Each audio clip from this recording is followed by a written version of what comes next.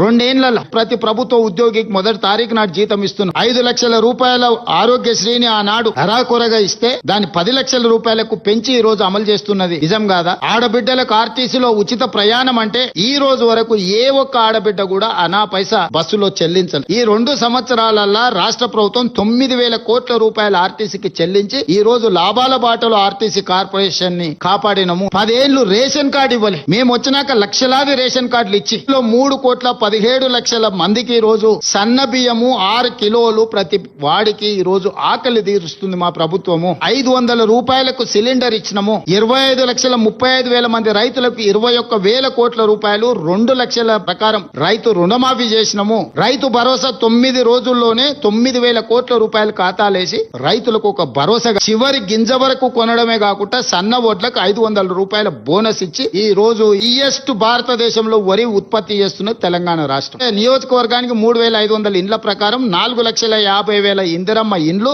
మేము వచ్చిన తర్వాతనే నోటిఫికేషన్ ఇచ్చి group 1, group 2, group 3, group 4 teachers, police 2 ఏళ్లలో 70,000 ప్రభుత్వ ఉద్యోగాలు ఇచ్చిన. మొత్తం ప్రతి ప్రభుత్వ ఉద్యోగం మేము ఇచ్చిన వాళ్ళ లిస్ట్ అంతా రిలీజ్ చేస్తాం, మీరు లెక్క పెట్టుకోండి. స్కూల్స్ డైట్ చార్జెస్ పెంచలేదండి. పిల్లలకు అరాకలతో చచ్చిపోతుంటే 40% డైట్ చార్జెస్ పెంచిన. 200% కాస్మెటిక్ చార్జెస్ పెంచిన. Young India integrated residential schools 20,000 కోట్లతో పనులు ప్రారంభించుకున్నాం. యంగ్ ఇండియా స్కిల్స్ యూనివర్సిటీ పెట్టుకున్నాం. యంగ్ ఇండియా స్పోర్ట్స్ యూనివర్సిటీ పెట్టుకున్నాం. ఈ రోజు స్కూల్స్ లో మొత్తం ప్రక్షాళన చేసి ఫేషియల్ రికగ్నైజేషన్ సిస్టమ్ తీసుకొచ్చి టీచర్లను పిల్లల్ని సమన్వయం చేసుకొని ముందుకెళ్తున్నాం. మోడీ గారు ఇచ్చినా ఇవ్వకపోయినా మూసీ రివర్ ఫ్రంట్ ఈ రోజు మనం కట్టుకుంటున్నాం. మెట్రో సహకరించినా సహకరించకపోయినా మనం విస్తరణ చేసుకుంటున్నాం. రీజనల్ రింగ్ రోడ్ మీరు ఇస్తే ఇచ్చారో లేకపోతే లేదు అని మనం నిర్మాణం చేసుకోవడానికి సన్నాహకాలు ఏర్పాటు చేసినాం. కంప్లీట్ గా ఒక సిటీనే ఈ రోజు భారత్ ఫ్యూచర్ సిటీని మనం నిర్మించుకుంటున్నాం. ఈ రోజు గ్లోబల్ సమ్మిట్ చేసుకున్నాం. బీసీ కులగణన ఎవరైనా చేసిరా అండి? మాదిగా ఉపకులాల వర్గీకరణ సమస్యకు శాశ్వత పరిష్కారం చూపిస్తే ఈ రోజు బుడగ జంగాల నుంచి అత్యంత వెనుకబడిన